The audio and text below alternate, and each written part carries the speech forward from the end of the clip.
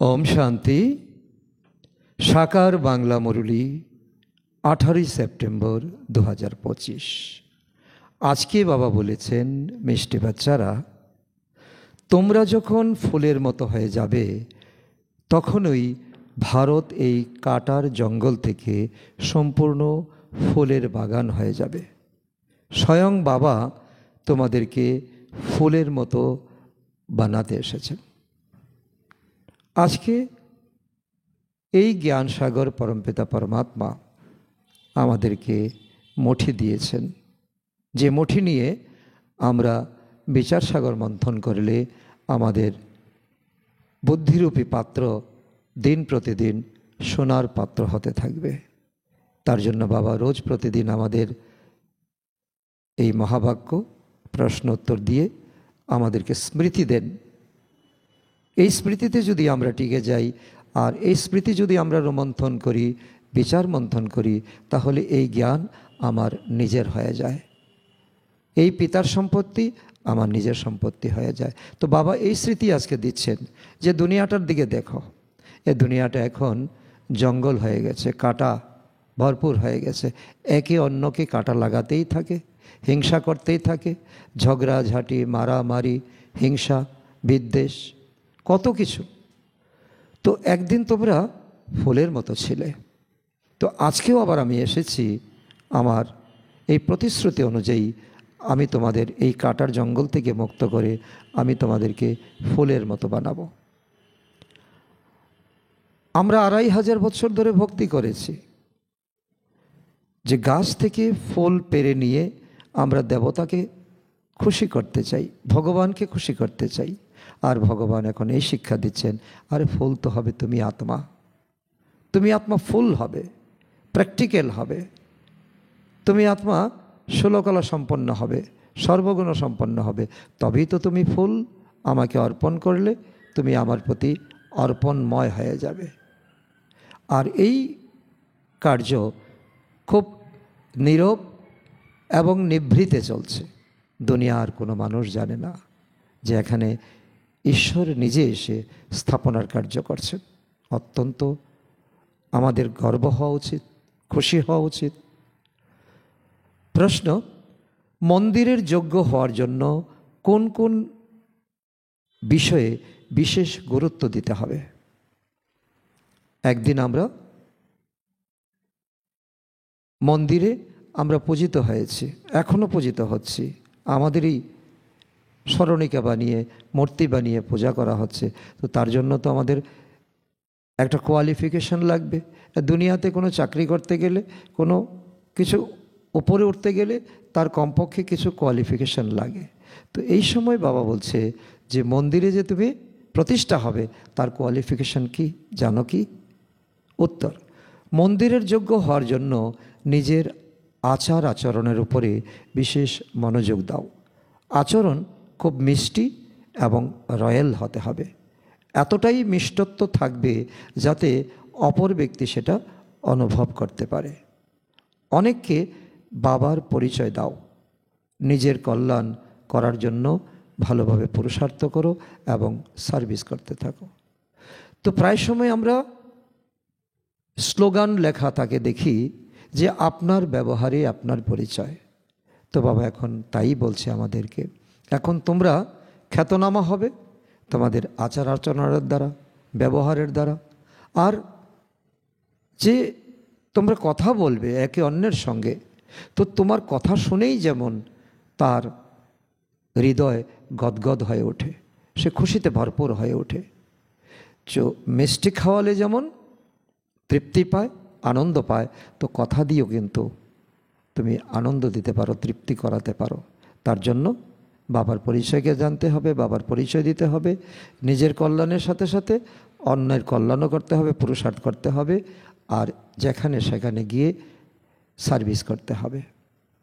আজকের গীত, দুনিয়া বদলে গেলেও আমরা বদলাবো না, এটা আমাদের বাচ্চার প্রতিশ্রুতি। কারণ এই সময় মায়া আমাদেরকে উল্টো দিকে নিয়ে যাওয়ার জন্য, মায়ার দিকে নিয়ে যাওয়ার জন্য মায়া কিন্তু আপ্রাণ চেষ্টা করছে, আর বাবা কিন্তু বাবার দিকে টানছে। তো সেই জন্য বাবা বলছে যে তুমি এমন প্রতিজ্ঞা নাও যে দুনিয়া যদি তোমার আগে পিছে যদি কাউকে তুমি না দেখো, তো তুমি ওই একলা চলো, এই রীতিতে চলবে, আর ঈশ্বর পরমপিতা পরমাত্মা তোমাকে এগিয়ে নিয়ে যাবে। তো সেই জন্য তো ভক্তিতে এত ভিড়, আর জ্ঞান মার্গে গুটি কয় আত্মা। ওম শান্তি। আত্মিক বাচ্চারা জানে যে বাবা আমাদেরকে ব্রহ্মা বাবার দ্বারা বোঝাচ্ছেন, ব্রহ্মা বাবার এই রথের দ্বারাই বাবা আমাদেরকে বোঝান। আমরাও প্রতিজ্ঞা করি যে বাবা শ্রীমত অনুসারে আমরা এই ভারত ভূমিকে পতিত থেকে কী করব, পবিত্র করবই। তার মধ্যে যত দৃঢ়তা থাকে, সমগ্র বিশ্বকে এবং বিশেষ করে ভারতকে আমরা পতিত থেকে পবিত্র হওয়ার উপায় বলছি। বাবা বলছে আমাদের, আমরা বলছি সকল অন্য আত্মাদের। তো প্রত্যেকের বুদ্ধিতেই তো এইরকম খেয়াল আসে, এবং খেয়াল আসলেই চলবে না, তাকে কার্যে পরিণত করতে হবে। বাবা বলছেন ড্রামা অনুসারে যখন তোমরা ফুলের মতো হয়ে যাবে, তখন সময় হলেই গোটা বাগান দেখবে সুসজ্জিত হয়ে যাবে। কারণ এই একটাই হলো ভগবানের পাঠশালা। আর দুনিয়ার মানুষ এখন দুঃখে, রোগে, সুখে এখন জর্জরিত, আর তাদের জন্য এটাই হবে একমাত্র লক্ষ্য। আর তাদের জন্য তুমি চিন্তা করবে না, তুমি নিজে আগে ফুল হও, আর দেখবে তোমার আশেপাশে সকলে ফুল হয়ে উঠছে। তো নিরাকারকেই বাগানের মালিক এবং মালি বলা হয়, সাকারকে নয়। তো যিনি মালি তিনিও কিন্তু নিরাকার, নাকি শরীরধারী। তো এখানে যাতে আমাদের বুঝতে কোনো ভুল না হয়, ভ্রম না হয়। বাগানের মালিকও আত্মা। বাবা তো শরীরের দ্বারাই বোঝাবেন, তাই না? শরীরের সঙ্গেই ওনাকে মালি এবং বাগানের মালিক বলা হয়। যখন ব্রহ্মার শরীরে আসছেন, ব্রহ্মার চোখ দ্বারা দেখছেন, মুখ দ্বারা বলছেন, কান দ্বারা শুনছেন, তিনি এই বিশ্বকে ফুলের বাগান বানিয়ে দেন। এই প্রতিশ্রুতি দিয়েছেন। এই বাগানে এই দেবতারা থাকতেন। ৩৩ কোটি দেবতা ছিল, সত্যযুগে ছিল ৯ লাখ আত্মা। সেখানে কোনো দুঃখ, কোনো কিছুর লেশ মাত্র ছিল না। এখানে এই কাটার জঙ্গল তো অনেক দুঃখ, ঘরে ঘরে অশান্তি। এটা হলো রাবণের রাজত্ব বা কাটার জঙ্গল। ঝট করে তো কেউ ফুলের মতো হয়ে যাবে না, ভগবানও জানেন। তার জন্য রোজ ভগবান এসে এই পাঠ্যক্রম আমাদেরকে দেন। আজকে একটা দিলে কালকে আরেকটা। তো এইভাবে দিনে প্রতিদিনে আমরা কদমে কদমে এগিয়ে যাব। দেবতাদের সামনে গিয়ে গান করে আমরা জন্ম জন্মান্তরের পাপী, ছল কপট অজাবিল ঘোর পাপী, এইভাবে প্রার্থনা করে আর বলে যে তুমি এসে আমাদেরকে পূর্ণ আত্মা বানিয়ে দাও। মানুষ বুঝে যে এখন আমরা পাপাত্মা, বুঝে বলে না। এটাই কিন্তু এই সময় আমাদের সবচেয়ে বড় দুর্বলতা। আমরা বুঝি কিন্তু বলি না। আর বলার জন্য তো একটা জায়গা আছে না, সে হলো পিতা পরমাত্মা, মাতা পিতা বন্ধু সখা, বিভিন্ন সম্বন্ধেই তো আমরা বলতে পারি। আগে কখনো পুণ্যাত্মা ছিলাম, এখন তো এই দুনিয়াতে কেবল পুণ্য আত্মাদের ছবিটুকু রয়েছে মন্দিরে, ঘরে ঘরে। রাজধানীর যিনি প্রধান ছিলেন লক্ষ্মীনারায়ণ, তো ওনারও ছবি আছে। শিব বাবা ওনাকে এরকম বানিয়েছিলেন, যার ছবিটুকু আছে। এটা কিন্তু একটা রেখা। পূর্ণিমা চলে গেলে তো কি হয়, একটা রেখা মাত্র অবশিষ্ট থাকে, কিন্তু আর কোনো ছবি বিশেষ নেই। তবে শিব বাবার ক্ষেত্রেও আবার কি করেছো, আবার তোমরা বড় লিঙ্গ বানিয়ে দিয়েছ।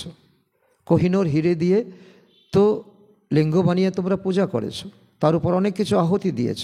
তো বলা হয় আত্মার আকার তাও তারার মতো।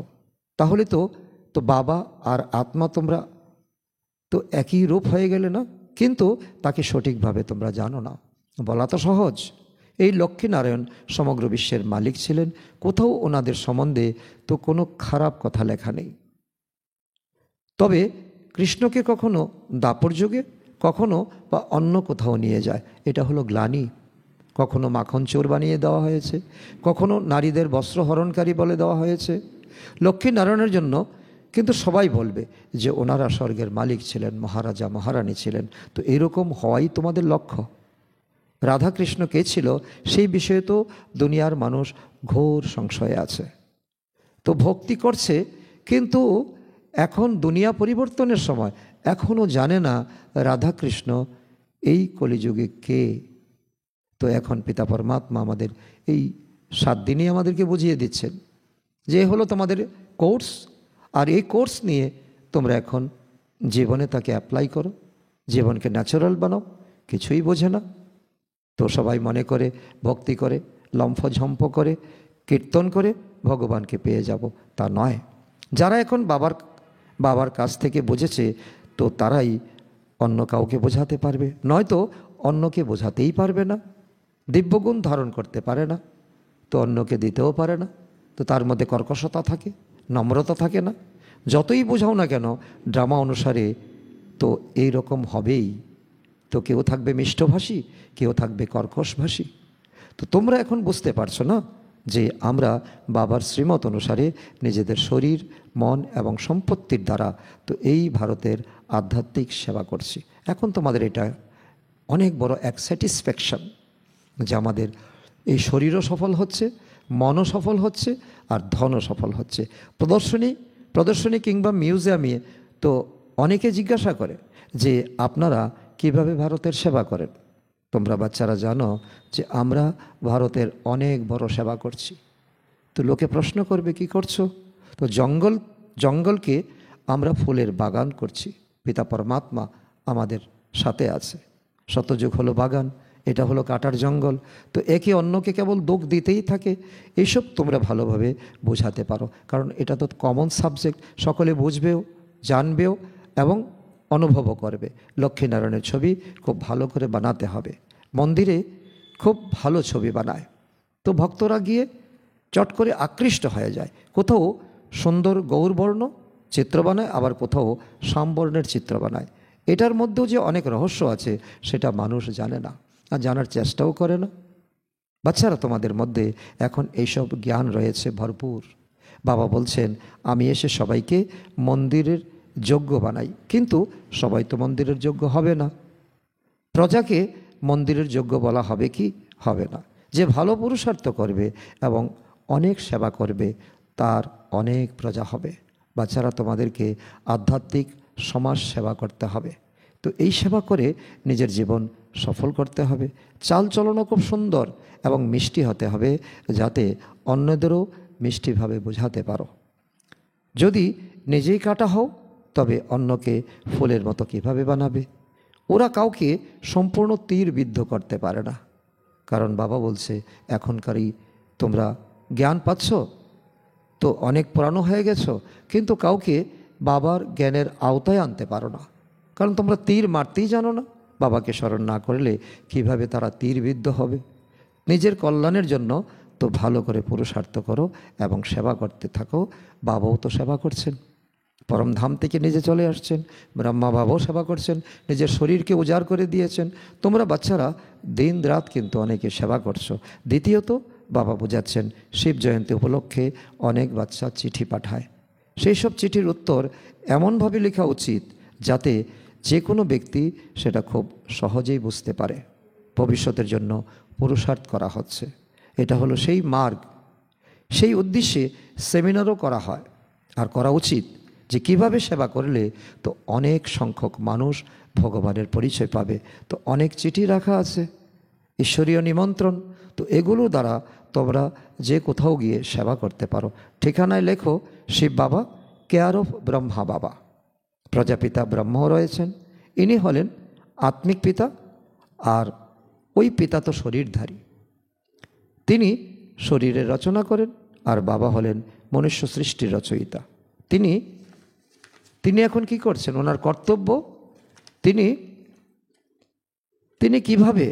কিভাবে রচনা করেন সেটা গোটা দুনিয়ার মানুষ কেউ জানে না।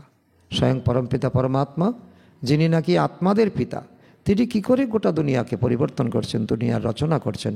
বাবা এখন ব্রহ্মার দ্বারা নতুন দুনিয়া রচনা করছেন। ব্রাহ্মণরা হলো সর্বোত্তম। এই সময় তোমরা হলে মুখবংশাবলী ব্রাহ্মণ। আগে ব্রাহ্মণদের দরকার, ব্রাহ্মণরা যজ্ঞরক্ষক। বিরাট রূপের চিত্রে সর্বোত্তম হলো এই ব্রাহ্মণ কুল। ব্রাহ্মণ দেবতা বৈশ্য শূদ্র। আগে তো নিশ্চয়ই শূদ্র হবে না, আগে তো ব্রাহ্মণ হবে। ব্রহ্মার দ্বারা বাবা ব্রাহ্মণদের রচনা করেন। শূদ্রদের কিভাবে আর কার দ্বারা রচনা করবেন? তোমরা বাচ্চারা জানো যে কিভাবে নতুন সৃষ্টির রচনা হয়। যে কেউ, বাবা বলে কি অজামিল, পাপী, বেশ্যাদেরকে তোমাদের উদ্ধার করতে হবে। তো বাবা বলেন কি, যে কোনো শূদ্র যদি সংকল্প করে, এই জ্ঞান শুনে যদি মনে করে এটা আমার জীবনের গান, তাহলে সে শূদ্র থেকে ব্রাহ্মণ হতে পারে, সে যতই পাপী হোক না কেন। এইভাবে বাবা অ্যাডাপ্ট করবেন। প্রতি কল্পেই বাবা এসে শূদ্র থেকে ব্রাহ্মণ বানান, তারপর ব্রাহ্মণ থেকে ফরিস্তা হয়ে দেবতা। ব্রাহ্মণদের সেবা হলো সর্বোত্তম সেবা। ওই ব্রাহ্মণরা তো নিজেরাই পবিত্র থাকে না, যারা কোকবংশাবলী ব্রাহ্মণ, তাহলে তারা অন্যকে কী করে পবিত্র বানাবে? কোনো ব্রাহ্মণ কখনো কোনো সন্ন্যাসীকে রাখি পরাবে কি? পরাবে না, কারণ সন্ন্যাসী অটোমেটিক পবিত্র। সন্ন্যাসীরা বলবে আমরা তো আছি পবিত্র, তুমি আগে নিজের মুখটা দেখো, কারণ তুমি আগে পবিত্র হও, আমাদেরকে রাখি বাঁধতে এসেছো, আমরা তো আগে থেকেই পবিত্র, আমরা সংসার ছেড়ে জঙ্গলে চলে এসেছি। তোমরা বাচ্চারাও কারোর হাতে রাখি পড়তে পারো না, কারণ এই সময় তোমাদেরকে কে পড়াচ্ছেন? স্বয়ং পরমপিতা পরমাত্মা নিমিত্ত বনেদের দ্বারা। তো এটাই হলো তোমাদের রাখি, পবিত্র রাখি। এবং এটা বারবার কেন নেওয়া হয়? বারবার তোমাকে সচেতন করে দেওয়া হয়েছে, সচেতন করা হচ্ছে যে তুমি কোনো পাপ কর্ম করছো না। তো দুনিয়ায় সকলে একে অন্যকে রাখি পরায়। আজকাল আবার নিয়ম হয়েছে বোন ভাইকে রাখি পরাবে। তো তোমরা এখন শূদ্র থেকে ব্রাহ্মণ হওয়ার জন্য পুরুষার্থ করছো, তো অনেক বোঝাতে হয়, তবেই তো এই তাদের বোধগম্য হয়, তাদের বুদ্ধির তালা খোলে। তাদের বুদ্ধি যে গদ্রেজে তালা লেগে আছে। স্ত্রী পুরুষ উভয়ই পবিত্রতার প্রতিজ্ঞা করে, ওরা দুজনেই বলতে পারে যে আমরা কিভাবে বাবার শ্রীমতের দ্বারা পবিত্র আছি। অন্তিম সময় পর্যন্ত যদি এই কাম বিকারের উপরে বিজয় হতে পারো, তাহলেই পবিত্র জগতের মালিক হতে পারবে। সত্যযুগকে পবিত্র দুনিয়া বলা হয়, তো সেটা এখন তৈরি হচ্ছে। তোমরা সবাই পবিত্র, তাই যারা বিকারের মধ্যে পড়ে আছে তাদেরকে রাখি পরাতে পারো, তাদেরকে চৈতন্য জ্ঞান দিতে পারো। প্রতিজ্ঞা করার পরেও যদি কেউ পতিত হয়ে যায়, তখন তাকে বলবে যে তুমি রাখি পড়তে এসেছিলে, তারপর কি হলো, কেন তোমার এই পদস্খলন হলো? তখন সে বলবে মায়ার কাছে পরাজিত হয়ে গেছি। তো এটা হলো যুদ্ধক্ষেত্র, তাই না? যেখানে বিকার খুব শক্তিশালী শত্রু। তো এগুলো পরাজিত করেই জগৎজিৎ বা রাজারানী হতে হবে। প্রজাদেরকে জগৎজিৎ বলা যাবে না, রাজাদেরকে বলা হবে রাজা রানীরাই পরিশ্রম করে। এখন তোমরা রাজা রানী হওয়ার জন্য পরিশ্রম করছো। তোমরা বলো আমরা তো লক্ষ্মী নারায়ণ হব। কত শুদ্ধ সংকল্প, কত শক্তিশালী সংকল্প। আর তার জন্য তো তোমাকে সেইভাবে যোগ করতে হবে, পুরুষার্থ করতে হবে। ওরা তারপরে রাম সীতা হবে। লক্ষ্মীনারায়ণের পরে তাদের সন্তান সেই সিংহাসনের অধিকারী হয়। লক্ষ্মীনারায়ণ তখন পরের জন্মে একটু নিচে নেমে যায়। বাবা তো আমাদেরকে এই ম্যাথমেটিক্স বোঝাচ্ছেন। লক্ষ্মীনারায়ণের সন্তান পরবর্তী সিংহাসনে বসবে, আর লক্ষ্মীনারায়ণ পরবর্তী জন্মে তার একটু নিচে নিচে নেমে গিয়ে জন্মগ্রহণ করবে। তো অন্য নাম এবং অন্য রূপধারী সন্তান যখন সিংহাসনে বসে, তখন তাদেরকেই শ্রেষ্ঠ মানা হয়। পুনর্জন্ম তো নেবে, তাই না? এই প্রসেসিং চলছে। সন্তান যখন সিংহাসনে বসবে, তখন ওরা সেকেন্ড গ্রেড হয়ে যাবে। উপরের জন নিচে আর নিচের জন উপরে চলে যাবে। তো বাচ্চারা, তোমরা যদি এরকম উঁচু হতে চাও তাহলে সেবাতে লেগে যাও। এটাই তো হলো এই সময়ের সবথেকে বড় তোমাদের টার্গেট, যে আমরা সেবা করে সেবাতে নাম্বার 1 নেব। এবার তনের সেবা, ধনের সেবা, মনের সেবা। পবিত্র অবশ্যই থাকতে হবে। বাবা বলছেন আমি পবিত্র দুনিয়ার রচনা করি। খুব কম জনই এইভাবে পুরুষার্থ করে, গোটা দুনিয়াই পবিত্র হয়ে যায়। তোমাদের জন্য স্বর্গ স্থাপনা হচ্ছে। ড্রামা অনুসারে তো এটা অবশ্যই হবে। আজকে নরক, কালকে স্বর্গ হবে। এরকমভাবেই খেলাটা তৈরি করা আছে। তোমরা পবিত্র হয়ে গেলে বিনাশ কিন্তু শুরু হয়ে যাবে, সত্যযুগ স্থাপনা হয়ে যায়। তোমরা এখন এই ড্রামার জ্ঞান বুঝতে পারো। শতযুগে দেবী দেবতাদের রাজত্ব ছিল, এখন সেই সব নেই, পুনরায় কিন্তু হবে। তোমরা হলে আধ্যাত্মিক মিলিটারি, 5 বিকারকে পরাজিত করে জগৎজিৎ হয়ে যাচ্ছ। জন্ম জন্মান্তরের পাপ নাশ করার জন্য বাবা অনেক উপায় বলেছেন। বাবা কেবল একবার এসেই উপায় বলে দেন, যতক্ষণ না রাজধানী স্থাপন হচ্ছে ততক্ষণ বিনাশ হবে না। তোমরা হলে অতি গুপ্ত যোদ্ধা। কলিযুগের পরেই শতযুগ শুরু হবে, তারপর শতযুগে আর কখনো লড়াই হবে না। তোমরা বাচ্চারা এও জানো যে যত আত্মা অভিনয় করছে সেই সব পার্ট আগে থেকেই ড্রামাতে রয়েছে। সেইভাবে কাঠের পুতুল নাচতে থাকে। এবার নিজের পার্টকে একটা কাঠের পুতুলের সঙ্গে মিলিয়ে নাও। আমাকে যিনি চালাচ্ছেন যেমনি চালান তেমনি আমি চলছি, যেমনি নাচাচ্ছেন তেমনি আমি নাচছি। তখন দেখবে তোমার অভিনয় কত সুন্দর হবে। সমর্পণ করে দাও, আমি কিছু জানি না, তুমি আমাকে পড়াচ্ছ, তুমি আমাকে খাওয়াচ্ছ, তুমি আমাকে শোয়াচ্ছ, তাহলে দেখবে তোমার জীবন অনেক উন্নত মাত্রায় হয়ে যাবে। তো এটাও ড্রামা। তো এই ড্রামাতে প্রত্যেকের ভূমিকা আছে। অভিনয় করতে করতে তোমরা কি হয়ে গেছো? তমপ্রধান হয়ে গেছো। এরপর আবার উপরে উঠছো, শতপ্রধান হচ্ছ। জ্ঞান তো 1 সেকেন্ডের ব্যাপার। শতপ্রধান হয়, তারপর আবার অবনতি হতে হতে তমপ্রধান হয়ে যায়। তারপর বাবা এসে উপরে নিয়ে যান। বাচ্চাদের একটা খেলনা আছে না, যেখানে সুতোয় মাছ ঝোলানো থাকে, বাস্তবে ওই সুতোয় মানুষকে ঝোলানো উচিত। কারণ এটা হলো কি 84 জন্মের উত্থান আর পতনের সিঁড়ি, বাবা এটাই বলছেন। আর দুনিয়াতে তাকে একটা সুতোতে মাছ দিয়ে বোঝানো হচ্ছে একবার উপরে যায়, একবার নিচে নেমে আসে। তো তোমরাও এইরকম একবার উপরে ওঠো, সত্যযুগে যাও, আবার নিচে নেমে এসে আবার এখন কলিযুগে আছো, সঙ্গম যুগে আসো। তো এইরকম উপরে নিচে গিয়ে তারপর নিচে নামতে নামতে 5000 বছর লাগে। এই ড্রামাটাই হলো 5000 বছরের। তোমাদের বুদ্ধিতে এই 84 চক্র রয়েছে। সত্যযুগে এত জন্ম, ত্রেতাতে এত, দাপরে এত, কলিতে এত, আর সঙ্গম যুগে একটাই শ্রেষ্ঠ জীবন। বাবা এসেই এই উন্নতি আর অবনতির জ্ঞান শুনিয়েছেন। তোমরা ক্রমান্বয়ে এটা জেনেছ যে, এবং এই অনুসারে তোমরা পুরুষার্থ করছো। যারা বাবাকে স্মরণ করে তো ওরা তাড়াতাড়ি উপরে উঠে যায়, এটা প্রবৃত্তি মার। তো যুগলদের প্রতিযোগিতা হলে তাদের একটা একটা করে পা বেঁধে দেওয়া হয়, তারপর তারা দৌড়ায়। তো এটাও তাদের একটা প্রতিযোগিতা। কত ওয়ান্ডার, তাই না? যারা ভালো প্র্যাকটিস করে থাকে তারা দ্রুত এগিয়ে যায়, যার প্র্যাকটিস থাকে না সে পরে যায়।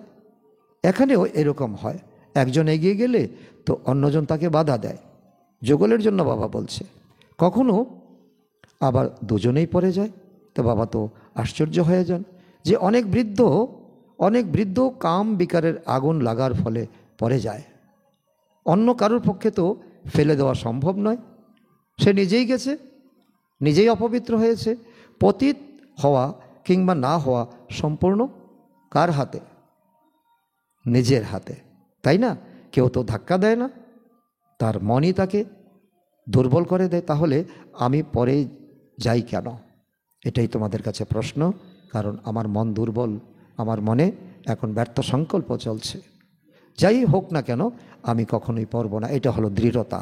পরে গেলে পুরো খাবারটাই খারাপ হয়ে যাবে, খুব জোরে আঘাত লাগে, তারপর আফসোস হয়, হাড় গোড় একদম চুরমুচার হয়ে যায়, প্রচণ্ড আঘাত লাগে। বাবা অনেক রকমভাবে বোঝাচ্ছেন যারা বাচ্চাদের যাতে বোধগম্য হয়। এটাও বুঝিয়েছেন যে শিব জয়ন্তী উপলক্ষে এমনভাবে চিঠি লিখতে হবে, ঈশ্বরীয় নিমন্ত্রণপত্র, যাতে মানুষ পড়লেই যাতে বুঝতে পেরে যায়। তো বিচার সাগর মন্থনের জন্য বাবা সময়ও দিচ্ছেন। কেউ দেখে আশ্চর্যিত হয়ে যাবে, কত চিঠি আসে। সব বাপদাদা লেখেন, মধুবনে বসে বসে কত নিরলস পরিশ্রম করে যাচ্ছেন শুধু বাচ্চাদেরকে ধরে রাখার জন্য। তোমরা বোঝাতে পারো যে শিব বাবাকে বাবা আর ব্রহ্মা বাবাকে দাদা অর্থাৎ ঠাকুর দাদা বলা হয়। একজনকে কি কেউ কখনো বাপ দাদা বলে না? তো এইসব হলো ওয়ান্ডারফুল বিষয়। তো এখানেই সত্যিকারের জ্ঞান রয়েছে, কিন্তু স্মরণ করলেই কাউকে তীর বিদ্ধ করতে পারবে। এটাও বাবা বলে দিয়েছেন। তোমার কথার দ্বারা আরেকজন জ্ঞানে চলে আসবে, তার ভাগ্য খুলে যাবে, তোমারও ভাগ্য খুলে যাবে। তখনই সম্ভব যখন তুমি উন্নত মাত্রায় যোগ করবে। প্রতি মুহূর্তে দেহভান এসে যায়। বাবা বলছেন আত্মা অভিমানী হও। তো আত্মাই শরীর ধারণ করে ভূমিকা পালন করে, কারোর মৃত্যুতেও যেন বিচলিত না হই। এটাও আমাদের একটা অনেক বড় পার্ট। কান্না যাতে না করি আমরা, আত্মার মধ্যে যে পার্ট ভরা আছে সেটা আমরা সাক্ষী হয়ে দেখছি। আজকে অন্য কাউর মৃত্যু হচ্ছে, তো কালকে আমার হবে। তো আমি যদি অন্যের জন্য কাঁদি, তো কালকেও আমার জন্য কাঁদবে। তো কান্নার একটা রোল পড়ে যাবে। তো আমরা এখানে এসেছি কেন? এখন আমরা এসেছি নষ্ট মহাস্মৃতি লব্ধা হতে। কারোর প্রতি আমাদের কোনো মোহ থাকবে না। তো ওই আত্মাকে এখন একটা শরীর ত্যাগ করে অন্য শরীর নিয়ে অভিনয় করতে হবে, তার জন্য সে চলে গেছে। তো এক্ষেত্রে আমরা কি করতে পারি? কান্না করলে কি আসবে? তো এই জ্ঞানটাও তোমাদের বুদ্ধিতে আছে, তবে ক্রম অনুসারে, পুরুষার্থের ক্রম অনুসারে। অনেকের বুদ্ধিতে এগুলো ধারণ হয় না।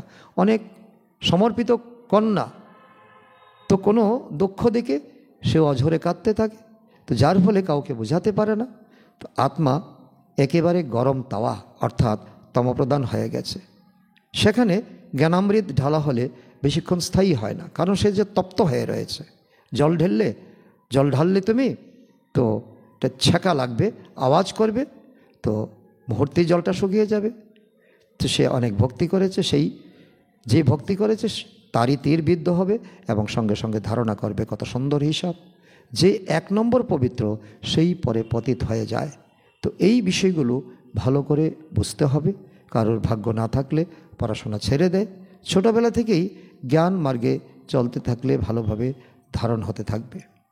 বোঝা যায় যে এই আত্মা আগে অনেক ভক্তি করেছে। শরীর যত বড় হবে তত সব কিছু বুঝতে শিখবে। আত্মিক এবং শারীরিক দুদিকেই মনোযোগ হবে। তখন সেই প্রভাব আর থাকে না। এটা ঈশ্বরীয় পড়াশোনা, তাই তফাৎ তো আছেই, কিন্তু যদি আগ্রহ থাকে তবেই তো। আচ্ছা, মিষ্টি মিষ্টি হারানিধি বাচ্চাদের প্রতি মাতা পিতা বাপদাদার স্মরণের স্নেহসুমন আর সুপ্রভাত। আত্মাদের পিতা তার আত্মারূপী বাচ্চাদের জানাচ্ছেন নমস্কার।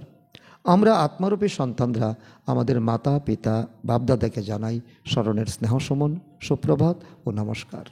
ধারণার জন্য মুখ্য সার: 1 নম্বর, আধ্যাত্মিক মিলিটারি হয়ে 5 বিকারের উপর বিজয়ী হতে হবে।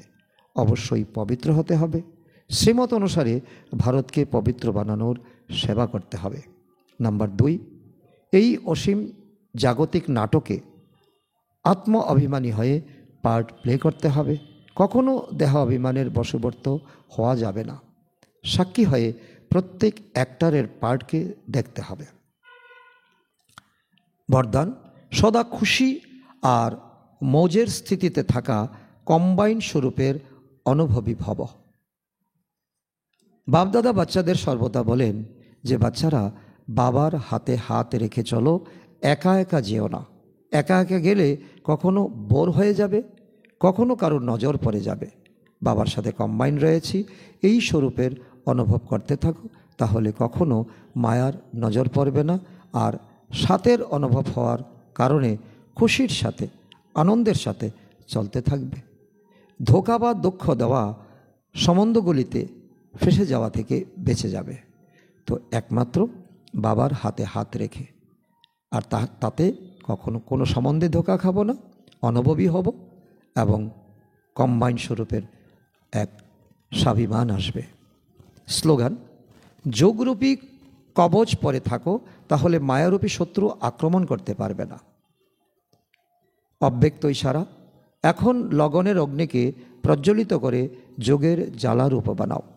যেরকম দুঃখী আত্মাদের মধ্যে এই আওয়াজ শুরু হয়েছে যে এখনই বিনাশ হোক, সেই রকম তোমরা অর্থাৎ বিশ্বকল্যাণকারী আত্মারা মনে মনে এই সংকল্প উৎপন্ন করো যে এখন তাড়াতাড়ি সকলের কল্যাণ হোক। তারা বলে বিনাশ হোক, তোমরা বলো কল্যাণ হোক। তারপর সমাপ্তি হোক, কল্যাণ হয়ে সমাপ্তি। তাহলে অন্তত সত্যযুগের আত্মারা সত্যযুগে পার্ট প্লে করতে পারবে। বিনাশকারীদের কল্যাণকারী আত্মাদের সংকল্পের ইশারা চাই। এই জন্য নিজের অ্যাভারিডি হওয়ার পাওয়ারফুল সংকল্পের দ্বারা, জ্বালারূপ যোগ দ্বারা বিনাশ জ্বালাকে ত্যাজ করো। আজকের সমান আমি কম্বাইন স্বরূপের অনুভবী আত্মা, বাবা এবং আমি একসাথে, আমি একা নই। আচ্ছা, ওম শান্তি।